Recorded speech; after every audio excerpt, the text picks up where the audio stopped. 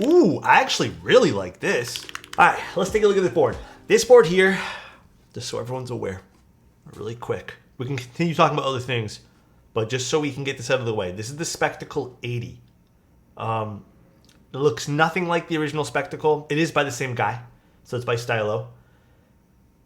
It is $400. We'll take a look at it. So this is one of the higher price builds that we're doing, one of the higher price sponsored builds. This is also a sponsored build. It was sent to me by Kazuwa. I believe there's going to be a ton of people vendoring this board, but there's only apparently 90 units of this board available, and then 30 of each color. So this is not going to be like some high MOQ run. I feel like this is a pretty standard MOQ. Actually kind of low maybe. All right, let's take a look at the board. The board that we are doing today. So again, this is sponsored stream. It is not going to affect the way that I review the board at all. You guys know that. What plate is this? This is an aluminum plate. Now for our PCB, I believe this is a hot swap unit. Oh no, it's not. Beautiful.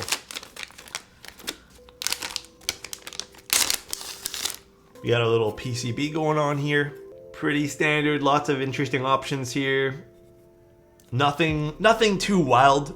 Standard TKL stuff though. Whatever, I'm fine with that. I don't know about you guys. Some screws, bump on feet, and dot board. Alright, here's the board. So, $400, 18.8 millimeter front height. I believe this is an 8.8 degree angle. Hold on, let me see what the type angle on this was. I remember that I was like, oh, this is interesting, but let me double check.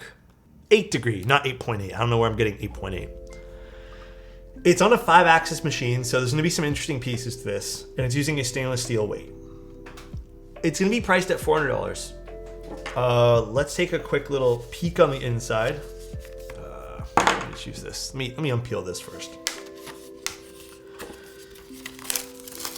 The front height is just about what I normally like on a board. I like the sides of this. The inspiration behind this was butterflies. The bottom doesn't look super stable. If you press it, it does move. It's one of those cases though, where I think that it's a non-issue unless you make it an issue. Like, I don't foresee anyone, even if you hit this hard, with nothing in it right now. It's not moving anywhere. So I feel like you do need to put some pressure into this. I don't think this is an issue personally, but I've always thought that's not really a non-issue on a lot of boards. So it's inspired by a butterfly. The bottom's beautiful. So this is kind of where this price does come into play. I do like it. It is pretty. It does have some great little curves going on. So it is. I love the bottom of that board. It is different, and I'll give it that. Like, it definitely is. It's very nice. What a tip when you're using, we have to build it to take a look first. Here's the side profile. Now, I like this too because this is quite a nice seam on this board. The seam is incorporated into the design. I love when people do that, but I also do love a good visible seam. So that seam is just happening to go all across the board, which is beautiful. Great side profile as well. I think they did a really great job, but this looks way better than the Spectacle, like the original Spectacle. Looks great. Here's the back of the board. It almost looks like it wouldn't sit, like it would look like it would fall. And I wonder if adding the bump-ons would help at all too. Only 90 units. There's the stainless steel weight, the PVD one. It isn't a gigantic weight. I think most of the money you're spending on this would be the machining cost. But this is pretty. This is genuinely very nice. I like the design. It's unique. And you can even see like these curves, even this, right? This is even tapered. So if we move this out of the way. Looks like a closed laptop. Yeah, the inside has brushed, which is an interesting choice. I kind of prefer it over a PVD internal or just some sort of like unfinished internal. So the brushed inside is a nice touch as well. Prep. Oh, we're gonna be using some fruit smoothie switches again today. I really like the way these turned out, so I want to use them today for today's build. Although I really do think that perhaps my choice of switch Would have been super awesome with the cherry switch, but I'm still gonna use these because these turned out great in the last build that I used. Just got one of my kids a car. We couldn't find anything that wasn't a box for under 6K. Yep. Isn't that crazy? I feel like you were able to buy like $1,000, not that I've ever purchased one, but I remember like my family, friends talking about like $1,000 beater cars you used to buy. It'll last you like a lifetime if you were careful. I appreciate the little inserts for the feet here, by the way. That is a nice touch. Rather than just seeing a little circle. This is quite nice. It is definitely a pretty board, but I gotta give credits to Stylo. He's really come a long way with his stuff. Very cool. All right, let's open this guy up. The only thing I'm gonna complain about, which this is a no-no, and I don't see any spare screws. Not the end of the world, but I'm gonna have to say this. I don't know if anyone's gonna guess what I'm about to say. Stylo. What are these screws? What is this? Is that a Phillips? Oh my God.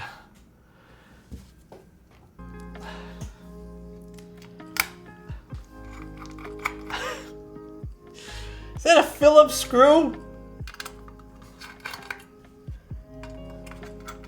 I just hate Phillips screws. They're like the easiest ones to strip. I prefer hex. I prefer anything else. Hell, I'd even prefer using a flathead than using Phillips. What's wrong with Phillips? They're just easy to strip. And once you do strip them, they're a giant pain in the ass. All right, here's the internals. It looks like it aligns itself by using these little raised metal parts on the side. Interesting. All right, and let's put our daughter board in. Let's switch views here, show you guys the bottom from the side. Look at that, it looks pretty nice.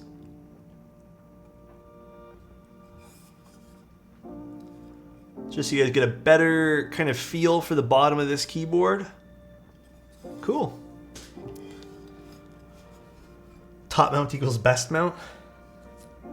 Top mount is nice. I appreciate a good top mount board. Although I'm gonna keep it a buck with you guys. I don't always love aluminum plates for my top mounts. Because this is a screwless design, that means this either need to install things onto the top plate first, then push in your screws, or just clip your switches. Or not screws, switches rather.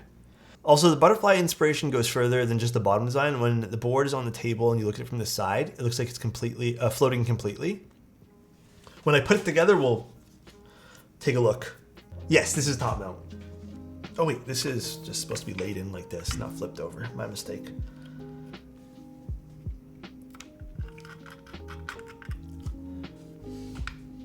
All right, let's see what this looks like from the side.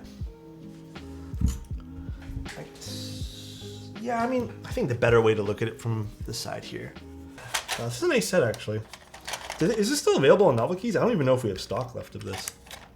All right, here's the board with Glacier on it. I think Glacier looks pretty cool on this. Let's give the board a once over in terms of aesthetic. So here's the side profile of the board. It is quite nice. It does have a really pretty seam, which I appreciate. It does also taper this way on the edges, so you can get a lot from this side profile. It's there. It's a lot of stuff to be had. Just so you guys can see it from the other lighting perspective here, in case you guys want to see it again for whatever reason. Box on a very, very like extended wedge inwards. The back of this keyboard is, I think this is really pretty. Just to have some fair warning, we are gonna see if this tips over with some regular pressure of typing. I highly doubt it will, but we'll see. We'll see if it does. It does have like a pretty good center weight over here, so looks nice. This is how the back of the keyboard looks. Very elegant, very cool. And then the front of the keyboard, in case you guys wanted to see. This has an 18.8 millimeter front height. That's without the keycaps or anything like that. So pretty comfortable, 8-degree typing angle. Before we do any sort of typing test on this though, let's see if I just put some regular pressure. Maybe we'll do side view here so you guys can see if it's actually moving. I don't see it moving at all. Like, that's pretty crazy if I was gonna hit the escape button like that, but even the tilt on that's like not genuinely crazy. But I think if you're typing normally, nothing's gonna move. WASD test on this to see if it's gonna tilt. Even with a lot of pressure on WASD, it's not going anywhere. Now we can see what this actually sounds like. This is a top mount with an alu plate, and we're using some fruit smoothie switches. Let's do a little HJ test for you guys.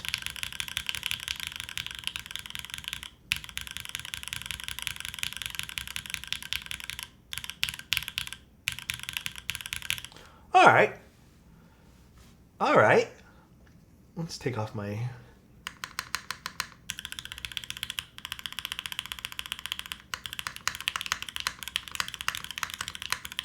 Ooh, I actually really like this.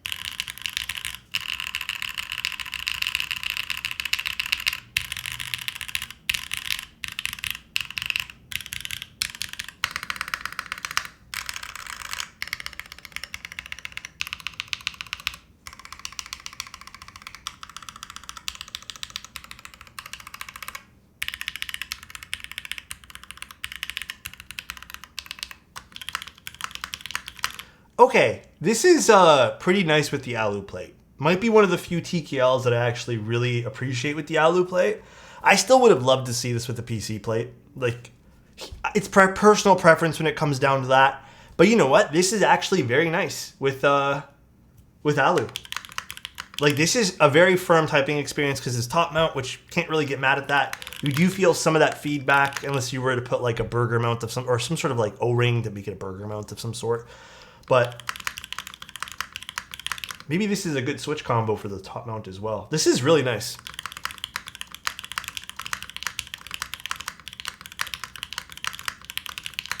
My big gripe with the keyboard, truth be told, is gonna be that it used, I mean, at this point here, I'm not too sure if Stylo said this was just like a mistake for the one that they sent me.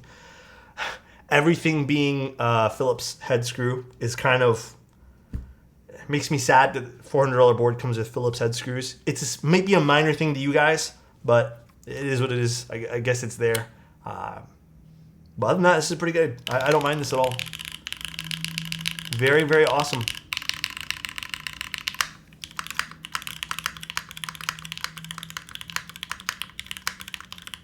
I like this. Remember to look at it from the table from the side. I don't think I can get a good angle of what this would look like on a table, but it does kind of float, guys. It does like have this like interesting floating thing going on. I don't really have like a great way to demo this to you guys without tearing down my camera setup. But it does look like it's floating, which is pretty cool. Easy to pick up too, which is nice. There's a lot to like about this board. I'm gonna plug it in actually. I don't know if this is... I don't know if I have to flash the PCB or something, but I like the rounded edges. There is an IC of the board. I don't have an exact launch date of this, nor was there one presented to me in the documentation. All they told me was sometime at the end of November. There's gonna be 90 units of this.